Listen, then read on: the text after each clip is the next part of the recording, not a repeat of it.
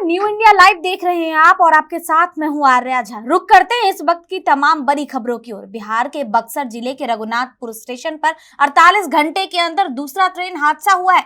यहां अब ट्रेन का एक इंजन पटरी से उतर गया है, जो पहले से डिरेल हो चुकी नॉर्थ ईस्ट एक्सप्रेस की बोगियों से लूप लाइन लेकर जा रहा था। इस हादसे में किसी भी अधिकारियों ने कुछ बोलने से इनकार कर दिया है और सभी ने चुप्पी साध ली है। बता दें कि इस स्टेशन के नजदीक ही 11 अक्टूबर की रात 9:35 में ईस्ट एक्सप्रेस की 6 बोगियों पटरी से उतर गई थी। इस हादसे में 6 लोगों की मौत हो गई थी, जबकि 100 से ज्यादा लोग गंभीर रूप से घायल हो गए थे।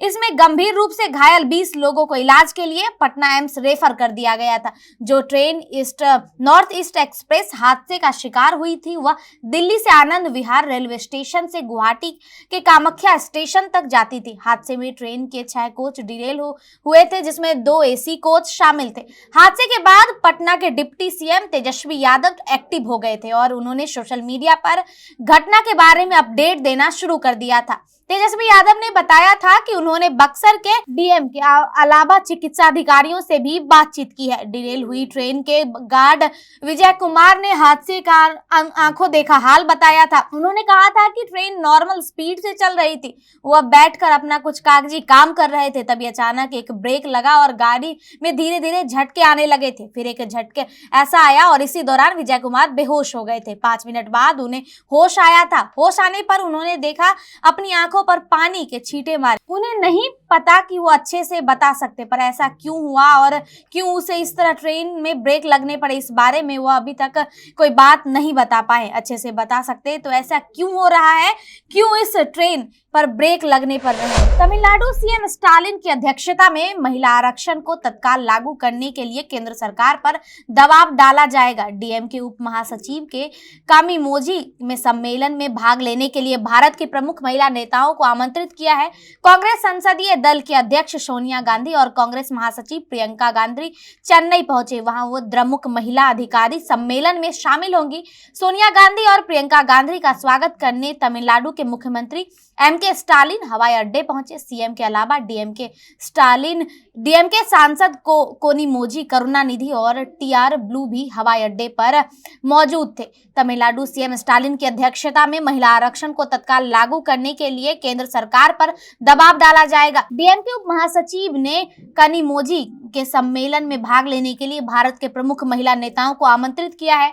सम्मेलन की तैयारियों का जायजा लेने खुद सीएम सभास्थल नंदमम YMCA मैदान पहुंचे। तमिलनाडु सरकार के कार्यक्रम में सोनिया गांधी और प्रियंका गांधी के अलावा जम्मू कश्मीर के पूर्व मुख्यमंत्री महबूबा मुफ्ती सहित विपक्षी गठबंधन इंडिया में शामिल पार्टियों की कई महिला नेताओं भी चेन्नई पहुंचे। इजराइल और फिलिस्तीन आतंकी संगठन हमास में छिड़ी जंग के बीच आतंकवादी पर हमास की निंदा नहीं करने पर इजरायली सरकार ने चीन से नाराजगी बताई है। बता दें कि शुक्रवार को चीन में एक इजरायली डिप्लोमेट के अज्ञात हमलावरों से हमला कर दिया था, जिससे वह घायल हो गए थे। इस घटना के बाद इजरायली सरकार ने चीन के डिप्लोमेट से बात की। इजरायली विदेश मंत्री एली कोहेन के निर्देश पर वहां के एशिया प्रशांत मामलों पर उप महानिदेशक और राजदूत रफी हरपाज ने चीन सरकार के विशेष दूत झाई जू के साथ फोन पर बातचीत की। मिडिल ईस्ट में उपजे संकट और हमास के हमले को लेकर हरपाज ने कहा कि दक्षिणी इजराइल में हो रही घटनाओं पर चीन के बयानों और मीडिया रिपोर्ट्स पे बहुत निराश है। उन्होंने कहा कि इन रिपोर्ट्स में आतंकवादी संगठन हमास द्वारा निर्दोष नागरिकों के खिलाफ किए गए आतंकवादी हमलों और क्रूर नरसंहारों के साथ साथ गाजा पट्टी में दर्जनों लोगों के अपहरण की कोई स्पष्ट निंदा नहीं की थी। इजराइल के राजदूत रफी हरपाज की तरफ से आगे कहा गया कि न ही चीन के बयानों में इजराइल में अपनी ओर और अपने नागरिकों की रक्षा करने और अधिकारियों का कोई उल्लेख है, जो कि मानव समाज के लिए अभूतपूर्व और असहनीय क्रूर हमले के सामने किसी भी संप्रभु राज्यों का मौलिक अधिकार है। न्यूज एजेंसी के मुताबिक चीन ने अपने बयान में कहा था कि वो फिलिस्तीन और इजराइल के बीच तनाव और हिंसा में बढ़ोतरी से बहुत चिंतित है और वह दोनों पक्षों को शांत रहने के लिए अपील कर रहा है। चीन विदेश मंत्री के प्रवक्ता ने इजराइल और फिलिस्तीन आतंकवादी समूह हमास के बीच भीषण संघर्ष पर हम सवालों के जवाब में कहा, गाजा पट्टी में दोनों पक्षों को बड़े पैमाने पर नुकसान हुआ है। फर्जी और जाली पासपोर्ट के मामले में केंद्रीय जांच एजेंसी सीबीआई ने बड़ा कदम उठाया है।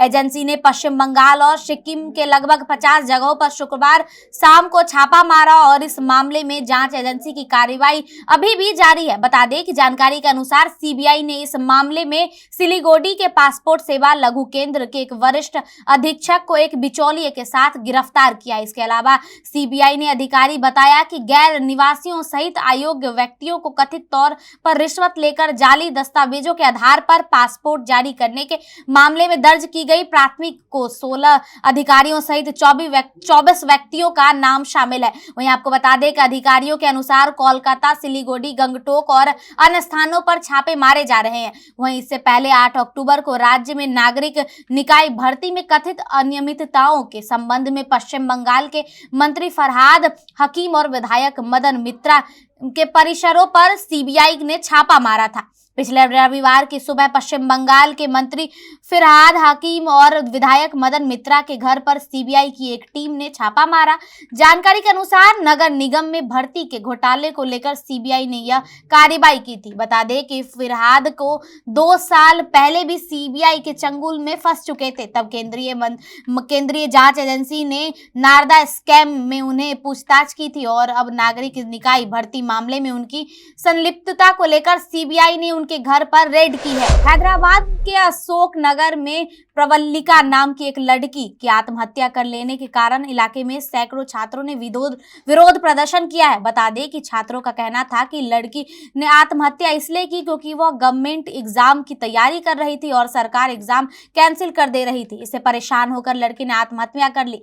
दरअसल लड़की की आत्महत्या से आहत हजारों स्टूडेंट ने सरकार के खिलाफ प्रदर्शन किया। चिकड़पल्ली पुलिस ने शुक्रवार को 13 अक्टूबर को इस मामले पर एफआईआर दर्ज कर ली। सरकार विरोध इस प्रदर्शन के खिलाफ लेने के लिए बीजेपी के राज्यसभा सांसद के लक्ष्मण भी मौजूद रहे। इस दौरान उन्होंने तेलंगाना सरकार पर बच्चों के भविष्य से खेलने का आरोप लगाया। छात्रा की आत्महत्या के बाद बड़ी संख्या में गुस्साई छात्रों ने हॉस्पिटल की तरफ जाने वाले रास्ते को भी जाम कर दिया। आपको बता दें कि आत्महत्या की सूचना पाकर पहुंची पुलिस को भी इन छात्रों में उस इलाके में नहीं घुसने दिया। मृत लड़की के 2 दोस्त ने बताया कि जब हॉस्पिटल रूम के अंदर गई तो वह बार-बार एग्जाम कैंसिल होने की समस्या से परेशान थी। छात्रों की मांग थी कि इससे पहले पुलिस प्रवल्लिका के शव को पोस्टमार्टम के लिए ले जाए। वह सरकार से उस बात का आश्वासन दिलवाए कि उसके प्रतियोगी परीक्षा के एग्जाम सरकार तय समय पर करवाएगी। छात्रों के प्रदर्शन को समर्थन देने के लिए तेलंगाना के विपक्षी पार्टियों के नेता भी पहुंचे। उन्होंने कहा कि विभिन्न सरकारी परीक्षाओं को बार-बार रद्द करने और स्थगित होने से निस्संदेह नौकरी के इच्छुक उम्मीदवारों को भारी निराश हुई है।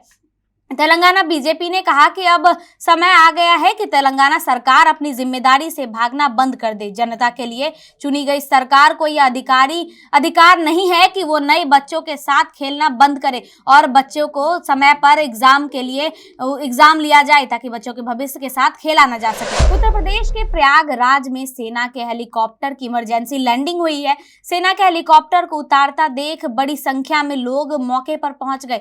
भारी भीड़ जमा हो गई। अधिकारियों ने मौके पर पहुंचकर भीड़ को वहां से दूर किया। तकनीकी खराबी के कारण इमरजेंसी लैंडिंग का मामला सामने आया है। प्रयागराज के होलागढ़ थाना क्षेत्र में चीता हेलीकॉप्टर की इमरजेंसी लैंडिंग की खबर सामने आई है। आपको बता दें कि होलागढ़ थाना क्षेत्र के मुख्य बाजार के पास अचानक हेलीकॉप्टर को उतरता देख लोग हैरान रह गए। चीता हेलीकॉप्टर की इमरजेंसी लैंडिंग की जानकारी मिलते ही सेना के अधिकारी एक्टिव हो गए। तत्काल सेना के इंजीनियर यूनिट लोग भी मौके पर पहुंच गए हैं। उन्होंने होलागढ़ पहुंचकर चीता हेलीकॉप्टर में आई तकनीकी खराबी की जांच की। उसे दुरुस्त करने का प्रयास किया जा रहा है। मिल रही जानकारी के अनुसार हेलीकॉप्टर अयोध्या से प्रयागराज आ रहा था। इस दौरान उसमें खराबी आ गई। सेना के हेलीकॉप्टर की इमरजेंसी लैंडिंग की जानकारी तत्काल स्थानीय पुलिस को दी गई। मौके पर भारी बल उमड़ने की सूचना के बाद आनन फानन में पुलिस मौके पर पहुंची। वहां पर अधिकारियों के साथ बातचीत के दौरान पुलिस ने स्थानीय लोगों को हेलीकॉप्टर से दूर रहने की सलाह दी। भीड़ को हटाया गया। वहीं लोग हेलीकॉप्टर के पास जाकर उसे देखने और फोटो वीडियो बनाने का प्रयास करते रहे थे। पश्चिम बंगाल के हावड़ा में शनिवार को एक गोदाम में भीषण आग लग गई। इस दौरान आग पर काबू पाने के लिए दमकल और 11 गाड़ी मौके पर मौजूद हैं। दमकल कर्मी आग पर काबू पाने के लिए लगातार प्रयास कर रहे हैं। आपको बता दें कि समाचार एजेंसी ANI ने बताया कि आग साकराइल इंडस्ट्री पार्क की एक गोदाम में लगी। वहीं आग किस कारण से लगी इसकी जानकारी अभी तक नहीं मिल पाई है। इस मामले की अभी तक कोई सब प्रतीक्षा कर रहा है। इसकी पुष्टि नहीं हो पाई कि ये आग किस कारण लगी है। मुख्यमंत्री योगी आदित्यनाथ ने आज 14 अक्टूबर सरकारी आवास में नारी सुरक्षा सम्मान और स्वावलंबन को समर्पित मिशन शक्ति के चौथे चरण का शुभारंभ किया। उन्होंने महिला सशक्तिकरण की रैली को हरी झंडी दिखाकर रवाना किया। बता दें कि रैली के जरिए केंद्र और राज्य सरकार की ओर से महिला बेटी संचालित योजनाओं को जानकारी दी गई। शुभारंभ कार्यक्रम में संबोधित करते हुए मुख्यमंत्री योगी आदित्यनाथ ने कहा कि साल में 2 बार शक्ति की देवी दुर्गा और अनुष्ठान आयोजित करने की परंपरा है। उन्होंने कहा कि यह कार्यक्रम मां दुर्गा के प्रति सम्मान और मातृशक्ति के प्रति एक नए विश्वास का प्रतीक है। 2020 में महिला संबंधी अपराधों पर लगाम लगाने के लिए कार्यक्रम की शुरुआत हुई थी। बता दें कि मिशन शक्ति के नाम से शुरू हुआ अभियान सुरक्षा सम्मान और स्वावलंबन की थीम पर आगे बढ़ा। पूरे प्रदेश में मिशन शक्ति का कार्यक्रम लोकप्रिय हुआ। महिला अपराध पर लगाम लगाने के लिए कार्यक्रम में बहुत सफलता मिली। भारत सरकार के मिशन शक्ति अभियान को सहारा दिया गया केंद्र और इसे सराहा भी गया। केंद्रीय स्तर पर महिला सुरक्षा के लिए चलाए जाने वाले अभियान का नाम भी मिशन शक्ति रखा गया। उन्होंने बताया कि मिशन शक्ति के चौथे संस्करण का शुभारंभ कार्यक्रम जागरूकता फैलाने के लिए है। अब अक्सर देखने को मिलता है कि कार्यक्रम के बारे में संबंधित पक्ष को नहीं पता होता, इसीलिए जागरूक करने के लिए कार्यक्रम आयोजित किया गया। पूरे प्रदेश के सभी जिलों में कार्यक्रम हो रहा है। आगे उत्कृष्ट कार्य करने वाली महिलाओं को भी सम्मानित किया जाएगा। मुख्यमंत्री योगी आदित्यनाथ ने संबोधन में BC सखी योजना का भी जिक्र किया। उन्होंने कहा कि BC सखी योजना के माध्यम से गांव की महिलाएं सशक्त बन रही है। महिलाओं को पहले किसी काम के लायक नहीं माना जाता था। आज सबसे कम आय करने वाली महिला भी 25,000 कमाती है। कुछ करने की इच्छा शक्ति होनी चाहिए। शासन प्रशासन उनके सहयोग के लिए खड़ा है। कल से महिला अपराध के संलिप्त लोगों के खिलाफ कार्रवाई की तेजी हो गई। अभी के लिए बस इतना ही। ऐसे ही तमाम जानकारियों के लिए देखते रहिए न्यू इंडिया लाइव।